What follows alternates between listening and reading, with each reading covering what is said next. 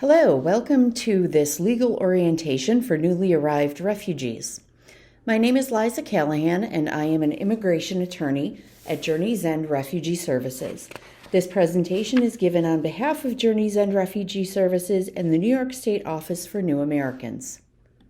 During this presentation, we're going to talk about identity documents, your rights and responsibilities as a refugee, lawful permanent resident, and citizen, how to apply for a green card and citizenship, national and international travel as a refugee, bringing family to the United States, the consequences of criminal activity on your immigration case, child protective services, and the potential consequences of marijuana use. All refugees are given important legal documents by the government called identity documents. These documents allow you to live and work in the United States and have personal information on them. You should keep these identity documents safe at all times. Your identity documents will include your Form I-94 or Record of Admission, your U.S. Social Security card, a New York State ID, learner's permit or driver's license, your employment authorization card, and eventually your permanent resident card, which is also known as a green card. Your Form I-94 is your record of admission into the U.S. Your case manager will likely have printed this out for you, but you can always get a copy by looking it up online, and the website address is listed on this slide, or you can just go to a search engine, look up I-94, and the official website for I-94 should come up. It should be i94.cbp.dhs.gov. Once you are in that website, you can click on the tab that says Get Most Recent I-94. It will ask you to enter your personal information, and from there you will be able to get a printable version of your I-94. On this slide, you will see a Social Security card. This is a very important identity document that allows you to legally work in the U.S. As a refugee, you are work authorized just by your status, but you will require a Social Security number and a Social Security card. Another very important identity document will be your New York State ID. This can be an identification card, a learner's permit, or a driver's license. This is a good form of ID to have to prove your age and identity to local businesses and law enforcement officers. On this slide, we see the Employment Authorization Card. As a refugee, an application for the Employment Authorization Card should have been filed before you came to the United States, and you should receive it either in the mail or through your refugee agency. This is not required to obtain a job, as refugees are allowed to work based on their refugee status. However, it's good to get this card because it is a form of photo ID issued by the federal government, and employers understand what this card is and will often ask for it. This proves your lawful status in the U.S. Your first application is free. This card is also known as a work permit or an EAD. Here you see a permanent resident card, or what is also known as a green card. Refugees are required to apply for their green card 1 year after their entry to the United States. This card is a better form of federal government ID than the EAD or work permit and proves your lawful status as a lawful permanent resident. On the bottom of the card, you will see where it says resident since, and they give a date. Once you get this card, it will be backdated to the date of your entry into the United States. Once you receive these identity documents that we've just discussed, one of the first things you should do is to make photocopies of the front and back of each document and keep them stored in a safe place at home. You should keep the following identity documents on your person when you're out in public: photocopy of your I-94 record and Social Security card, and the original of your New York State ID and your EAD or work permit and green card. For your I-94 record and Social Security card, You should leave the originals at home and just keep photocopies on you. One simple way to remember which cards to have the original with you is if your picture is on it, have the original on you and keep a copy at home. You may be wondering, when can I get my green card and when can I apply for citizenship? When a refugee comes into the United States, after they have been here for a year, they can apply to become a permanent resident and receive their green card. They can apply for citizenship after they have been in the U.S. for 5 years. With each new status, your rights and benefits continue to improve. As a refugee, you have certain rights that go along with your refugee status. You have the right to find a job and to work, to attend school, the right to own property, the right to get public benefits such as food stamps and Medicaid. You also have the right to travel, but you will need to get a refugee travel document. You have the right to live anywhere in the United States, and you also have the right to bring certain family members to the United States.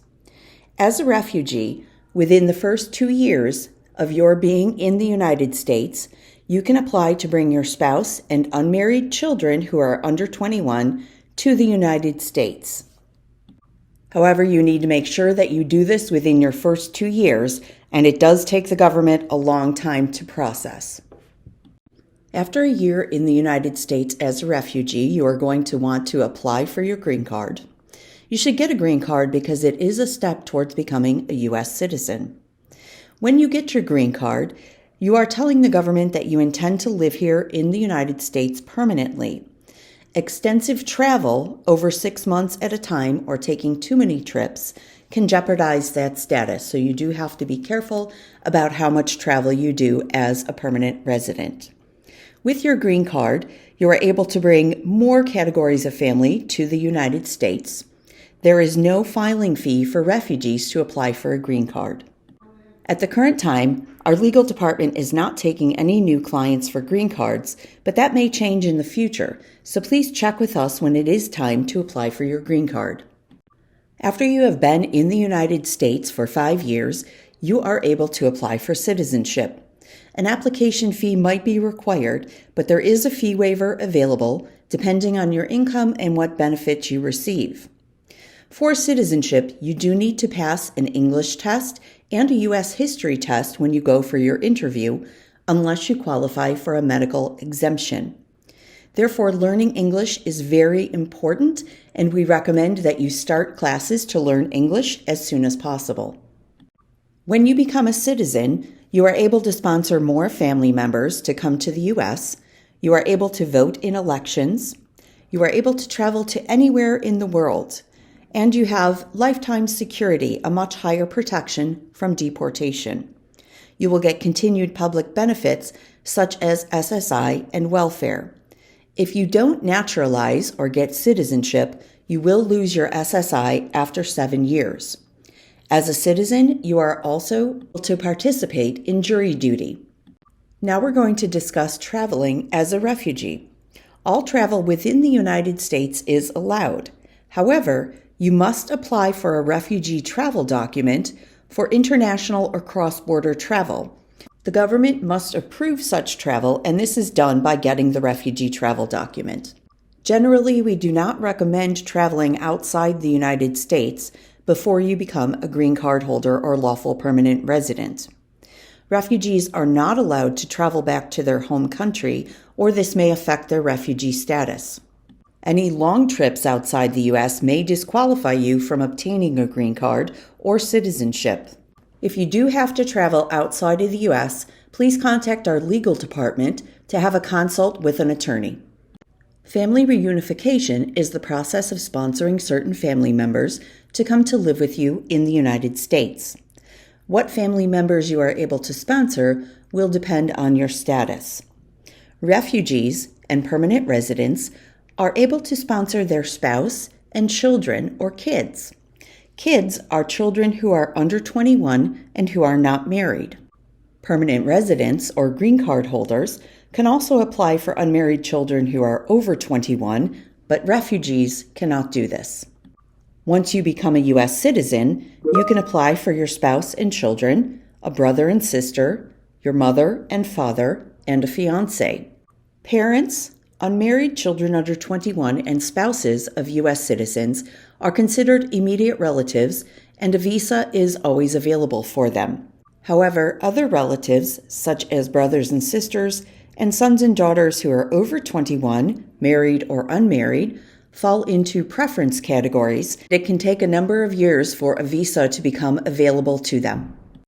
Refugees can apply for their spouses and unmarried minor children right away after they enter the United States. This process takes at least 2 years or more, and there is no filing fee. You must do this within the first 2 years of your arrival to the United States, so it is best to apply as soon as possible. There is another process called an affidavit of relationship that may be available for family members other than spouses and children, depending on your country of origin. However, this takes a very long time and is complicated. If you are interested in petitioning for family members to come to the U.S., please schedule a consult with the legal department at Journey's End. Now we're going to talk a little bit about laws and criminal activity in the United States. The U.S. is governed by the rule of law, and you must follow all U.S. laws.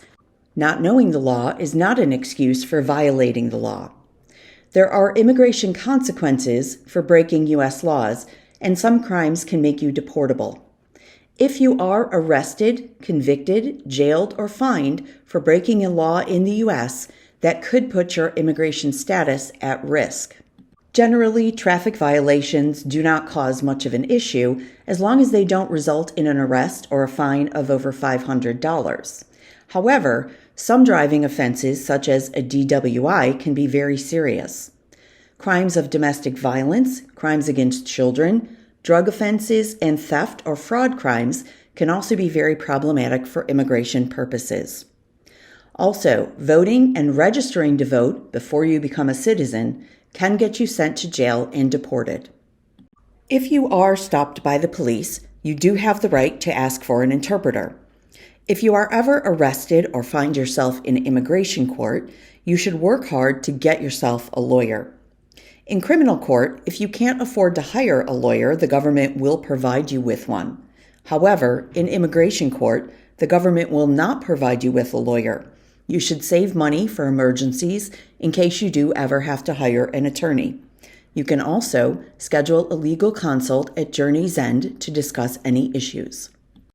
The United States has many laws governing behavior and life, including laws about domestic violence, welfare fraud, prostitution, disputes over money, drugs, and alcohol. In the United States, the drinking age is 21 years old. Now I'm going to discuss things you cannot do to other people who reside in your home or who you have a romantic relationship with, as they would be considered domestic violence. You cannot punch, kick, slap, push, or otherwise strike the people in your household, as this is physical abuse. You cannot force anybody to engage in sexual acts with you, even your spouse, as this is sexual abuse. You cannot use abusive language or constantly say insulting or cruel things to your family members, or be constantly yelling or screaming, as this is considered emotional and verbal abuse. Additionally, you cannot threaten to physically harm others or their loved ones, or damage or destroy their property, as this is psychological abuse. If you do any of the things we just discussed, you can be arrested, convicted of a crime, and deported. You also are not allowed to prevent your spouse from attending school or looking for a job. Your spouse has a personal right to pursue an education or employment, and this is another form of domestic abuse that you need to avoid doing. Child abuse is taken very seriously in the United States. You must provide your children with the basic things they need to survive, such as food, shelter, and clothing. You must also provide your children with an education and medical treatment. If they are old enough, they must be attending school. If they're sick or injured, they must be taken to a doctor or hospital. You cannot strike your children or spank your children hard enough to leave a bruise or cut the skin. And you do need to be careful about the manner in which you discipline your children. You also cannot touch your children in a sexual manner. You can't ask or force your children to touch you in a sexual manner. You also should not leave your child alone for long periods if they are under 12 years old. When leaving your children alone, you must consider the age of the child, the maturity of the child, their ability to respond to an emergency, and how long you will be gone for. Certain types of professionals, such as doctors and teachers, are considered what's called mandated reporters.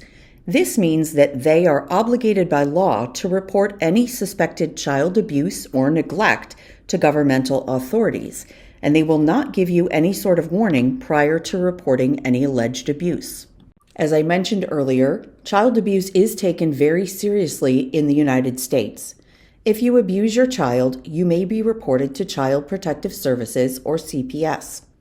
If you are visited by CPS, make sure you use an interpreter. CPS may visit your home at first to assess the situation, and then they may continue to make visits to monitor the child's living conditions. Depending on the severity of the abuse that is alleged against you, you may have to attend a court hearing. A court can have a child removed from your home temporarily or even permanently if this is appropriate. Child abuse can also result in jail time and deportation from the United States. There are issues around marriage that you need to be aware of in the United States. You are not allowed to be married to more than one person. This is called polygamy, and it is illegal in the United States. Practicing polygamy can lead to deportation and denial of citizenship. The government will ask about your marriages on the applications for your green card and for citizenship. If you do decide to get married, whether in the U.S. or elsewhere, make sure you get an official civil marriage certificate. If you've been married before and you are divorced, you will need to get an official divorce certificate in order to be able to show the government that your prior marriage has ended. Do not get married unless you are sure you are divorced from your previous spouse and have official proof of this. As a refugee, you receive certain public benefits. You have to follow all the rules that are required under those benefit programs, such as reporting changes in the number of people in your household, reporting changes in income, a new source of income such as a new job, an increase in child support or other unearned income. You will also want to report changes in income such as a decrease, as that may lead to you getting actually more in benefits. Welfare or benefit fraud is a crime, and a conviction for this can lead to deportation and a denial of citizenship. In fact, the Department of Homeland Security has a task force to investigate benefits fraud, so always make sure you're being honest and reporting changes. We're going to switch to talk a little bit about marijuana. Recreational adult use of marijuana is now legal in New York, and 19 states and Washington, D.C. have legalized recreational marijuana. 36 states and 4 territories of the U.S. have legalized medical marijuana. Every state has different laws about how much marijuana a person can possess, give away, or grow. Since marijuana is legal in New York, does that mean it's okay for non-citizens? No. There are many risks to using marijuana. Marijuana is still a controlled substance under federal law, and it is a federal crime to possess, give away, sell, grow, import, or export marijuana. Federal law does not provide any exceptions for medical or other use, and there can be extremely serious immigration consequences. The risks of using marijuana are not just for people without legal status, but also apply to people with lawful status, for example, people who have a green card, asylees, refugees, people with temporary protected status, and DACA recipients. Be aware that you may be asked about marijuana use or convictions when applying for any immigration benefit, including your lawful permanent residency or green card and citizenship. You may also be asked when you are returning from a trip outside of the U.S. Some of the immigration consequences for behavior or convictions involving marijuana include a finding of inadmissibility when applying for a green card. You can also be found inadmissible for working in the marijuana industry. The government could see this as drug trafficking, admitting to a controlled substance offense, and as a national security issue. Deportation is also a concern with a conviction related to marijuana on a controlled substance ground. There is an exception for a single incident involving possession of 30 grams or less for personal use. A non-citizen can also be deported if they have been a drug addict or abuser at any time since their admission to the U.S., and they can be deported even without a conviction. This isn't often used, but it is a possibility. Marijuana use can also have an effect on your ability to naturalize or get citizenship. In order to get citizenship, you have to show that you have good moral character. You will not be able to establish good moral character if you have a conviction related to marijuana or you admit to behavior that would be considered a controlled substance violation. And remember, marijuana is considered a controlled substance by the federal government. Additionally, the sale or giving away of a controlled substance can be a crime involving moral turpitude and can be a bar to showing good moral character for a period of 5 years. If you can't establish good moral character in the 5-year period before you apply to naturalize, you won't be able to naturalize at that time and will have to wait until you've been clear for 5 years after the date of the offense or behavior. And as we discussed earlier, employment in the marijuana industry may be seen as lacking good moral character and could be considered trafficking. And this could also affect your spouse and children, who may be found inadmissible if they've benefited from trafficking in the last 5 years and knew that it came from an illegal activity. Our recommendations about marijuana include: do not use or possess marijuana under any circumstances, do not work in the marijuana industry, don't discuss any conduct involving marijuana with DHS or border officers, don't even use medical marijuana or carry a medical marijuana card, and don't apply for medical marijuana for someone else. Additionally, don't carry marijuana paraphernalia like a pipe, don't have photos or texts about marijuana on your phone or on your social media, and don't wear marijuana symbols on your clothing. And the last thing we're going to discuss is if you move. It's very important, if you move your residence or where you're living, to notify your resettlement agency. You also have to notify USCIS. You can do an AR-11 change of address, and this can easily be done online. It's very important to notify USCIS when you move because you want to be sure any documents or notifications are sent to the right address and that you receive them. Additionally, it is a requirement under the law that you notify the government of any changes of address within 10 days of moving.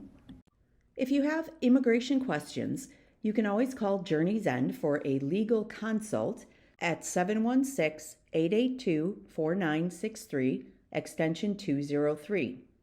We have lawyers on staff who can assist you with legal matters, and Journey's End does not charge a fee. Additionally, many immigration applications are free or can be submitted at a reduced cost during your first year in the U.S. Thank you for listening to today's presentation. If you have any questions, please contact Journey's End Refugee Services, located at 2495 Main Street, Suite 530 in Buffalo, New York, 14214. Our legal services telephone number is 716-882-4963, extension 203.